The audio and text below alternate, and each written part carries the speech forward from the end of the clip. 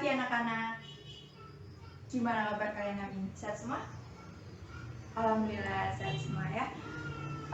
Hari ini berangkat semua. Satu kelasnya ada 30 anak ya. Ya, hadir semua ya. Mas Alfandi udah sehat ya? Minggu kemarin kayaknya nggak berangkat ya? Sakit. Alhamdulillah sekarang udah bisa berangkat, udah sembuh ya. Semoga kita selalu dalam keadaan sehat. Oke. Nah, sebelum masuk ke pembelajaran, kalian rapiin dulu bangkunya, dilurusin. Ini di depan kosong, yang di belakang bisa maju ke depan. Ya, jadi dibiasain ya, bukan hanya pelajaran itu saja, tapi semua pelajaran. Ketika di depan bangku depan itu kosong, yang di belakang itu maju. Pokoknya jangan sampai yang di depan itu kosong. Paham ya? Oke, kenapa di belakang? Enak di depan. Oke, sebelum mulai pelajaran, salah satu bisa pimpin doa. Siapa yang biasanya memimpin doa? Ketua kelasnya? Mas Alfandi, oke. Pimpin doa ya, Mas.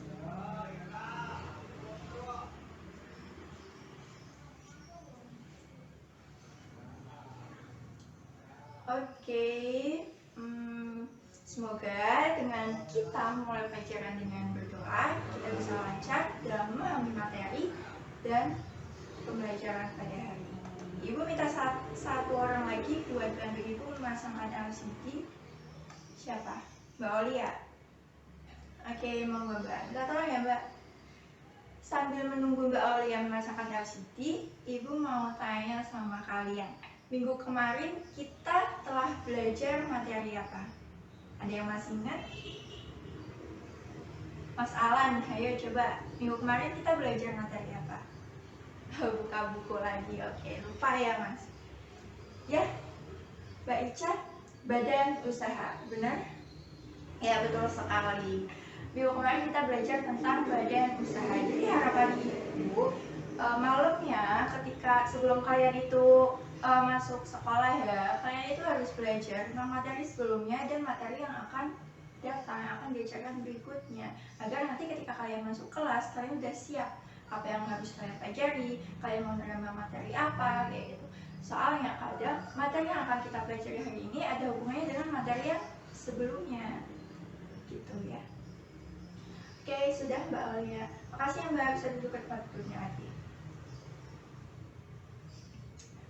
Oke,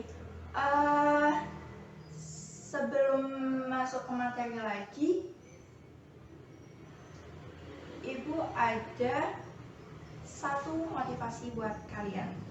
Bisa dibaca bareng-bareng di LCD PowerPoint. Ilmu itu didapat dari gemarnya bertanya dan akal yang selalu berpikir. Oke, ilmu itu penting gak sih? Penting. Nah, kalian makan, ada ilmunya. Kalian mandi, kalian tidur, ada ilmunya nggak? Ada. Salah satunya kalian sekolah, kalian belajar di sini untuk dapat ilmu. Ilmu itu didapat jika gemar bertanya. Jadi intinya apa? Ketika kalian di kelas, kalian tidak paham materinya apa, kalian tidak paham itu maksudnya apa yang harus kalian lakukan? Diam. Ya, bertanya. Malu bertanya, sesat di jalan. Kadang kenapa sih kalian kok nggak bertanya? Malu Bu, takut dibilangin sama teman kayak gitu aja kok nggak bisa gitu. Sekali lagi malu bertanya, sesat di jalan. Ya udah, itu kan ilmu buat diri kalian sendiri, bukan buat teman kalian. Tanya aja, nggak usah takut, nggak usah malu. Kalian sekolah, kalian juga untuk belajar dan untuk mendapatkan ilmu. Kalau kalian benar-benar malu tanya sama ibu atau udah terlambat waktunya, udah selesai pelajarannya, kalian bisa tanya ke teman setelah pembelajaran selesai. Intinya sampai kita masuk ke belajar materi yang baru lagi, materi yang sebelumnya harus sudah dipahami. Dan selanjutnya akal yang selalu berpikir, makanya jangan malas berpikir. Oke. Nah, ada yang tahu hari ini kita akan belajar materi apa? Minggu kemarin Ibu udah bilang jangan lupa belajar tentang lembaga keuangan. Hari ini kita akan belajar materi tentang ruang lingkup lembaga keuangan. Tujuan pembelajaran ini apa sih? Harapannya nanti kalian itu dapat mengerti arti dari lembaga keuangan. Yang kedua, kalian tahu jenis-jenis lembaga keuangan. Yang ketiga, kalian tahu pengertian dari OJK. OJK itu apa? Otoritas Jasa Keuangan. Yang terakhir, kalian itu tahu tugas dan wewenang OJK. Dan yang terakhir, nanti Ibu akan bagi kelompok, di mana di sana itu kalian akan membahas atau menganalisis permasalahan atau kebijakan yang dilakukan OJK di masa pandemi ini. Tuh. Jadi tugas kelompok ini nanti biar kalian berpikir kritis ya, diskusi bareng-bareng. Oke, siap mulai pelajaran? Oke. Sebelumnya Ibu bagi dulu kelas ini menjadi 5 kelompok. Berarti kalau 5 kelompok dengan 30 anak, satu kelompoknya 6 orang. Oke, gimana? Oh, pakai kelompok yang kemarin, minggu kemarin. Oke, nggak apa-apa. Sama ya, yang penting 5 kelompok. Oke. Masih ingat semua? Masih lah. Yaudah, mulai sekarang kalian pindah ke berkumpul ke kelompoknya masing-masing. Jangan berisik ya. Jangan lama-lama. Sudah? Ibu cek dulu kelompok 1, 2, 3, 4, 5. Oke, lengkap semua ya. Sip. Materi ini kita akan belajar tentang lembaga keuangan. Ada yang tahu lembaga keuangan itu apa? Ayo, yang udah belajar. Ya, Mbak Ica. Iya, betul tidak yang dikatakan Mbak Ica? Lembaga keuangan adalah suatu badan usaha di mana kegiatannya itu berhubungan dengan bidang keuangan yang tugasnya apa tadi? Menghimpun, menyalurkan kembali kepada masyarakat. Nah, menghimpun di sini menghimpun apa? Menghimpun dana.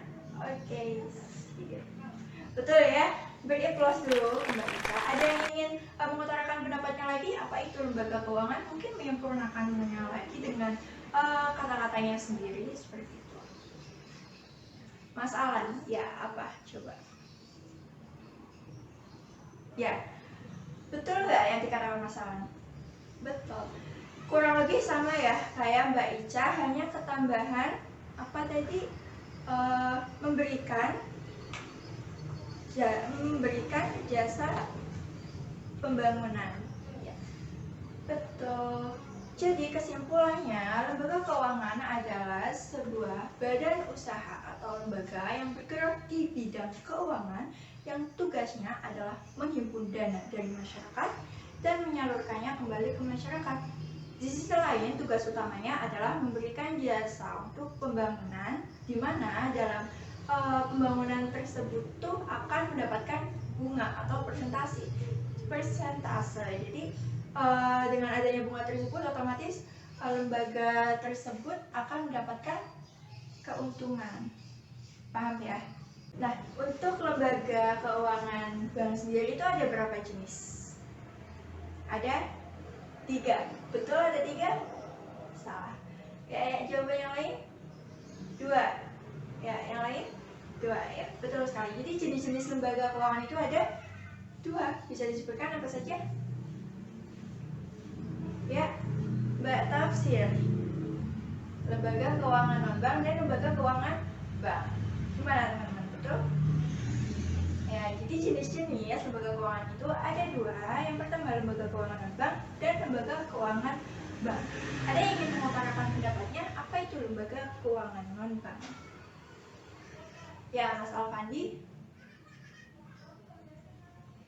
Oke, betul ya teman-teman. Kasih kelas dulu teman-teman. Jadi, lembaga keuangan non-bank adalah lembaga keuangan yang bergerak tetap di bidang keuangan, tetapi dia itu menarik dana dari masyarakat secara tidak langsung. Gitu. Ada yang bisa menyebutkan contoh dari dari lembaga keuangan non-bank itu apa? Asuransi, leasing, ada lagi satu lagi mungkin pegadaian. Ya, benar. Jadi benar ya yang dikatakan sama teman-teman kalian, bahwa keuangan non-bank itu ada asuransi, ada pegadaian, ada leasing, di mana yang tadi disebutkan mereka itu menarik dana dari masyarakat secara tidak langsung. Nah, yang kedua itu tadi ada lembaga keuangan bank. Ada yang ingin mengutarakan pendapatnya lagi? Apa itu lembaga keuangan bank? Ya, masalah? Iya, betul.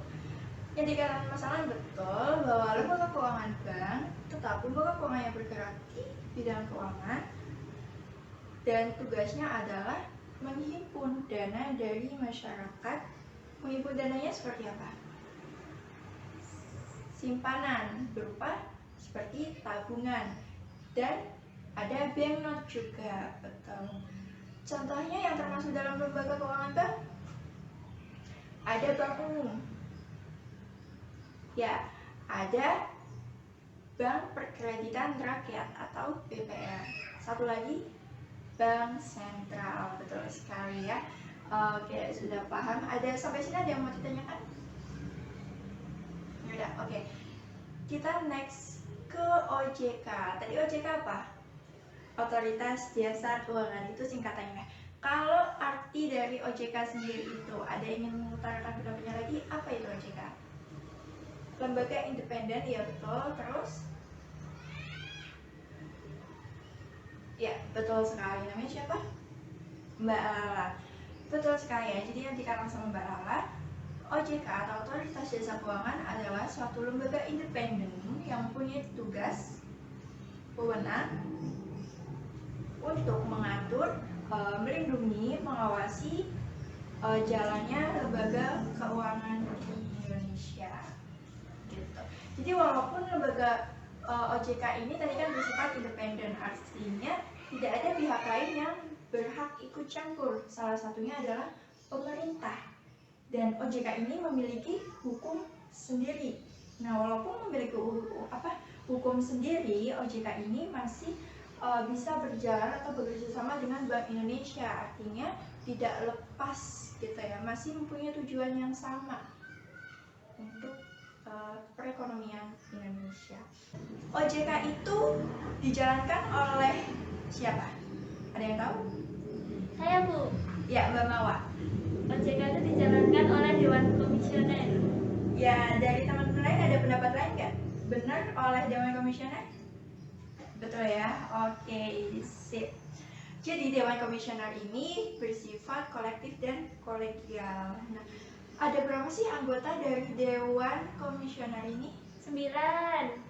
Betul. Bisa disebutkan apa saja 9 anggota tersebut?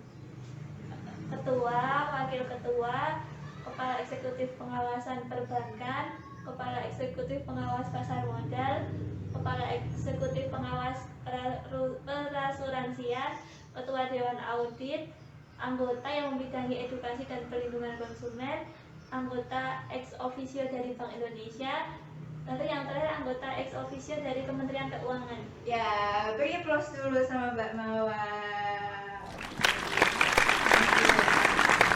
Oke, kalau nggak ada yang ditanyakan lagi, kita masuk ke tugas dan wewenang Otoritas Jasa Keuangan. Ada yang bisa menyebutkan tugas apa saja dari OJK? Ya, Mbak Alma? Ya, ada 3. Yang pertama adalah menetapkan, membuat dan menetapkan peraturan lembaga jasa keuangan di sektor perbankan dan non perbankan. Yang kedua adalah menetapkan dan membuat peraturan di pasar modal. Dan yang ketiga di asuransi gitu ya, dan dana pensiun. Oke, mengenai wewenang Otoritas Jasa Keuangan, apa saja wewenang dari OJK? Yang pertama, ada menetapkan dan membuat undang-undang di industri jasa keuangan. Yang kedua, ya betul sekali, ada menetapkan dan membuat peraturan pengawasan di industri keuangan. Dan yang ketiga, OJK ini juga mengawasi, melindungi, menyelidiki tentang konsumen itu sendiri dan pihak lain yang berhubungan dengan lembaga jasa keuangan. Dan selanjutnya, wewenang dari OJK, ya, Mbak Alma lagi. Betul sekali, OJK juga berhak memberikan sanksi kepada lembaga keuangan yang tidak mematuhi hukum atau tidak mematuhi aturan. Gitu. Oke, paham ya? Selanjutnya, Ibu akan kasih kalian tugas, Ibu akan kasih kalian artikel tentang kebijakan OJK di masa pandemi. Nanti kalian analisis artikel tersebut, kira-kira kebijakan apa saja sih yang OJK lakukan di masa pandemi ini. Otomatis ketika keadaan normal dan keadaan pandemi seperti ini, OJK memunculkan kebijakan-kebijakan baru untuk tetap menjaga perekonomian. Bisa dibagi ke kelompoknya masing-masing. Oke, kalian kerjakan ya. Ditulis di buku catatannya masing-masing kira-kira kebijakan apa saja yang OJK lakukan di masa pandemi ini berdasarkan artikel tersebut. Gitu, Ibu kasih waktu 8 menit cukup ya. Nah, nanti setelah itu Ibu akan pilih salah satu kelompok dari kalian untuk maju mempresentasikan hasil analisis diskusi kalian. Bisa dimengerti? Oke, diskusi bisa mulai dari sekarang. Jangan berisik ya, dan fokus ke permasalahan diskusi kalian masing-masing.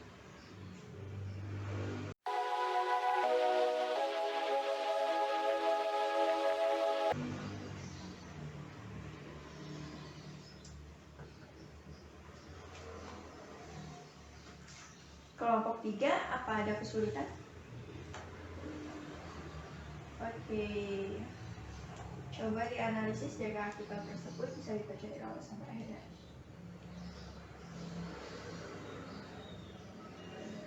Kelompok lain ada kesulitan tidak? Oke, waktunya tinggal 3 menit lagi ya.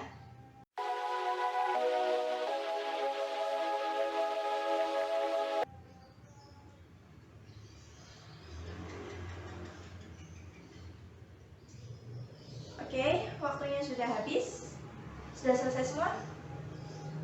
Kelompok 5 gimana? Masih diskusi? Oh enggak, oke.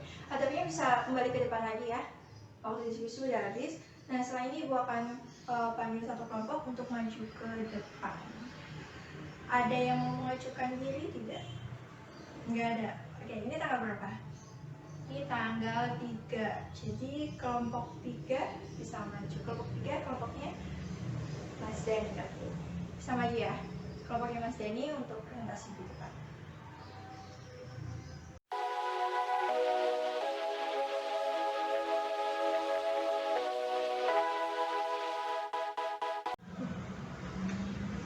Oke, beri aplaus kepada kelompok 3. Oke, tadi juga udah tanya jawab ya sama kelompok 3. Nah, sedikit mereview dari hasil yang dipaparkan oleh kelompok 3 tadi. Jadi artikel ini itu tentang kebijakan OJK untuk menjaga ekonomi di masa pandemi ini. Jadi OJK itu tadi mengeluarkan berapa kebijakan? 11 kebijakan. 11 kebijakan yang dilakukan OJK untuk memberikan stimulus kepada non perbankan, pada pasar modal dan untuk lembaga keuangan gitu. Salah satunya tadi apa? OJK ini mendukung kebijakan dari pemerintah akan pemulihan percepatan ekonomi di masa pandemi ini.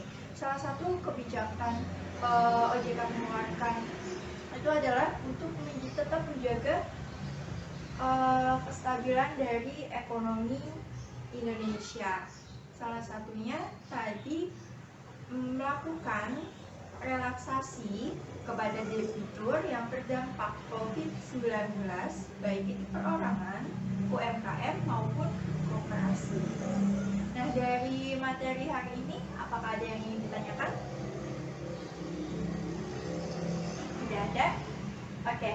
tidak ada, sekarang Ibu akan menyimpulkan terlebih dahulu pembelajaran pada pagi hari ini. Jadi kita telah belajar tentang lembaga keuangan, di mana kita tahu bahwa lembaga keuangan sendiri itu adalah suatu lembaga ataupun badan usaha yang bergerak di bidang keuangan, yang aktivitasnya atau kegiatannya adalah menghimpun dan menyalurkan dana kepada masyarakat. Nah, jenis lembaga keuangan itu ada dua, lembaga keuangan non-bank seperti asuransi, dan lembaga keuangan bank seperti tadi ada bank umum, bank sentral, dan BTN. Nah, selanjutnya ada OJK, di mana OJK ini adalah suatu badan independen, di mana independen ini berarti tidak ada pihak lain yang berhak ikut campur, termasuk pemerintah. Dan OJK ini mempunyai hukum sendiri yang punya wewenang untuk melindungi, mengawasi, menyelidiki, menyelidiki lembaga keuangan, kegiatan yang dilakukan oleh lembaga keuangan. Dan OJK ini juga berhak memberikan sanksi kepada lembaga keuangan yang tidak mematuhi aturan ataupun hukum yang telah ditetapkan. Oke, sampai sini paham ya? Oke, sekarang Ibu akan melakukan evaluasi buat kalian. Harapannya dengan evaluasi ini nanti Ibu ingin tahu sejauh mana pemahaman kalian tentang materi pada pagi hari ini. Siap ya? Nanti yang bisa Ibu akan pilih beberapa orang untuk menjawab pertanyaan Ibu di evaluasi. Yang pertama, bukunya ditutup dulu aja ya. Yang pertama, jelaskan apa itu pengertian dari lembaga keuangan. Coba Mas Dani. Ya, betul sekali. Next, jelaskan perbedaan dari lembaga keuangan non-bank dan lembaga keuangan bank. Perbedaannya apa sih antara kedua tersebut? Mbak Alma? Ya, betul sekali. Next, satu pertanyaan lagi. Apa aja sih wewenang dari OJK? Coba Mbak Feby. Ya, betul sekali. Kurang lebih seperti itu ya. Bapak menyebutkan dua wewenang. Yang penting intinya sudah paham ya materi pada pagi hari ini. Sekali lagi Ibu tanyakan, apakah ada yang ingin ditanyakan sebelum Ibu tutup? Nggak ada. Oke, kalau nggak ada, untuk materi minggu depan kita akan belajar tentang bank sentral. Jadi teman-teman nanti di rumah pelajari dulu tentang bank sentral. Nanti biar minggu depan kita masuk dan sudah paham tentang materinya dan juga siap melakukan menerima materi tentang bank sentral minggu depan. Oke, sebelum mengakhiri pembelajaran pada pagi hari ini, alangkah baiknya kita tutup juga dengan berdoa. Salah satu bisa berdoa lagi, siapa? Alangkah baiknya, oke.